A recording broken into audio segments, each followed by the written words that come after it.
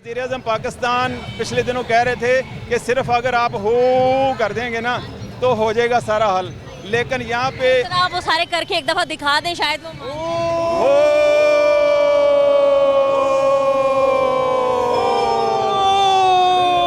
अस्सलाम वालेकुम सर। वालेकुम सलाम। सर ठीक है आप? अल्हम्दुलिल्लाह। सर मैं सबसे पहले वजह जानना चाहूँगी, इतनी बड़ी तादाद में आप यहाँ पर मौजूद हैं, किस वजह से आप लोग यहाँ पर? सबसे पहले तो मैं लाहौर न्यूज़ का आपका मशकूर हूँ कि आपने इन मज़लूमों की आवाज़ को बुलंद करने के लिए यहाँ पर तशरीफ़ लाए।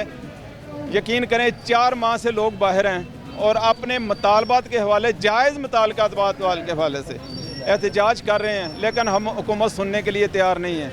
बल्कि आए दिन आप देखते हैं मीडिया वाले कि मुलाजमीन कुछ पॉलिसियाँ ऐसी हैं कि मुलाजमीन की ज़िंदगी भर की जो कमाई है वो भी छीनी जा रही है, और वो हमसे छीन कर ग्रेजुटी पेंशन, लिव इन कैशमेंट और बेवा यतीमों का 17A का जो कानून था वो वापस लेकर अपने लोगों को नवाजा जा रहा है उन पैसों से।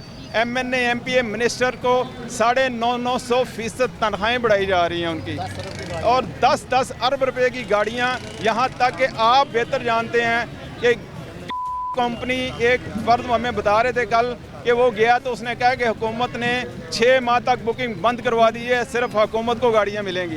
वो अरबों खरबों रुपए की मराहत अपने MNA MPs को दी जा रही हैं, पता नहीं किस वजह से दी जा रही हैं, और गरीब आवाम को मारा जा रहा है, ख़त्म किया जा रहा है। ठीक है सर, आप लोगों के क्या मुतालबात हैं, आप क्या कहना चाहते हैं? हमारे मुतालबात ये हैं कि हमारी ज़िंदगी भर की जो कमाई है, एक बंदा 30 साल 40 साल सर्विस करके जा रहा है, जिस कंट्रैक्ट में वो भर्ती हुआ था कम अज़ कम वो लवाजमात तो उसे दिए जाएँ। एडिशनल नहीं हम मांग रहे, हम चाह रहे हमें पेंशन, ग्रेजुटी, बुढ़ापे का जो सहारा था कम अज़ कम वो तो हमें दिया जाए।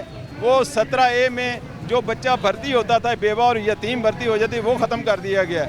जो लिव इन कैशमेंट जो हमें 15 माह की तनख्वाह मिलती थी, एंड पे 15 लाख, 10 लाख रुपया, 7 लाख रुपया, 5 लाख रुपया एक गरीब आदमी की वो भी छीन ली गई।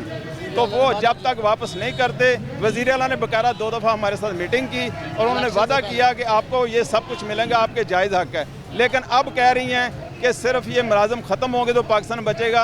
हम कह रहे हैं करप्शन ख़त्म होगी तो पाकिस्तान बचेगा। ठीक है सर, अपने ज़ाती मराद ख़त्म नहीं किए जा रहे, जो हमारे छोटे तबके के लोग हैं या फिर वर्कर्स हैं उनकी मराद छीनी जा रही हैं उनसे, तो सर आइंदा का आपका लाहे अमल क्या होगा? आज हम कफन तक पहुँच गए हैं कि सब ने कफन पहने हुए हैं। वज़ीर-ए-आज़म कहते थे कि मैं कपड़े बेच कर भी लोगों को ना ख्याल रखूँगा, लेकिन आज लोग कफन पहनने पर मजबूर हो गए हैं। और आइंदा लाया अमल ये है कि इंशाल्लाह हम धरना देंगे, पूरे पंजाब से अज़ला यहाँ पर आएंगे, वज़ीर आला हाउस के सामने धरना होगा, और इंशाल्लाह तब तक नहीं उठेंगे जब तक हमारी जो जायज़ मराहत है वापस नहीं कर। एक और बात भी देखिए, असातिज़ा हमने देखे हैं, हमने डॉक्टर्स देखे हैं, अब आप लोग के ऑल पाकिस्तान क्लर्क एसोसिएशन की बड़ी तादाद में यहाँ पर लोग मौजूद है। सर क्या हमारे शहरियों के पास एक यही राइट रह गया कि अगर अपने हक के लिए उन्होंने कुछ मांगना है तो रोड्स ब्लॉक कर दिए जाएं और इदारों के आगे धरना दे दिया जाए? कोई और तरीक़ेकार नहीं है इसका?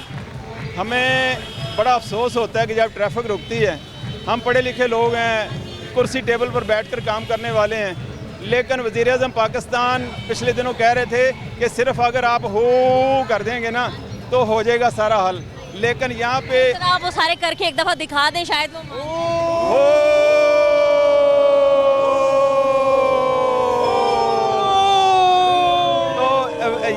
ये भी हमने आपके सामने कह दिया है। अल्लाह करे कि अपनी ज़बान पर कायम रहें और हु हमारी सुन लें, वरना अल्लाह तो हाँ सुनने वाला है।